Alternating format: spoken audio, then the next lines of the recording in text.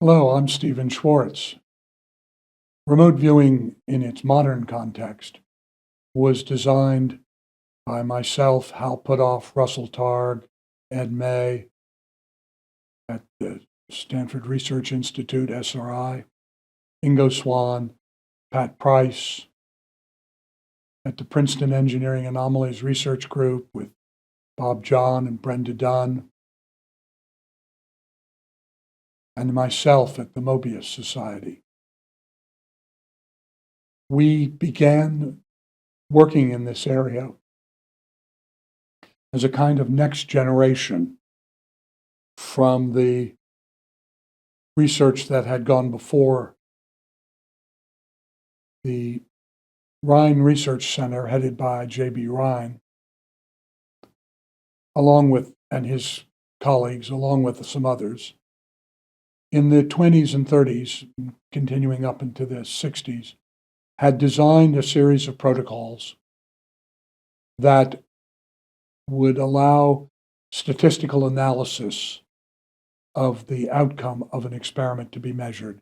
That is, what is the chance that this happened by chance?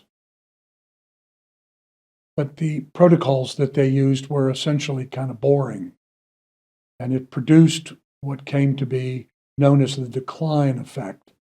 That is, people who were enthusiastic initially, upon doing hundreds or thousands of these experiments, became bored and stopped performing as well. And those of us who were sort of in the next generation of researchers ask ourselves, isn't there some other way that we could develop a protocol that didn't have the decline effect, where people were able to speak freely and we were able to extract the information and be able to objectively verify it and be able to develop a statistical analysis? And that came to be known as remote viewing, a term coined by Ingo Swan, a New York fine arts painter who began working at the SRI lab. It's really a dreadful term because it has nothing to do with the remote, and it doesn't have anything to do with viewing, but it is a measure of our innocence and ignorance, that when we began the research, it all made perfect sense. Today, we would call this non-local perception.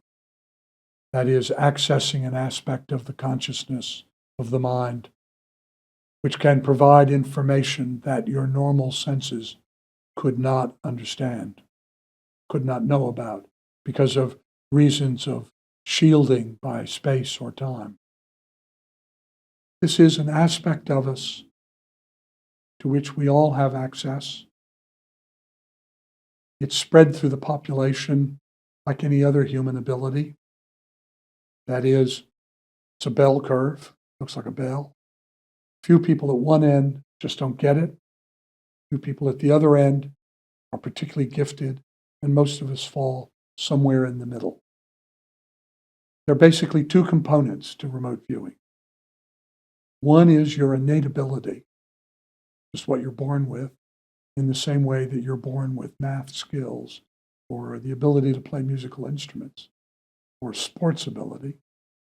And the other is the discipline you develop to express your innate ability.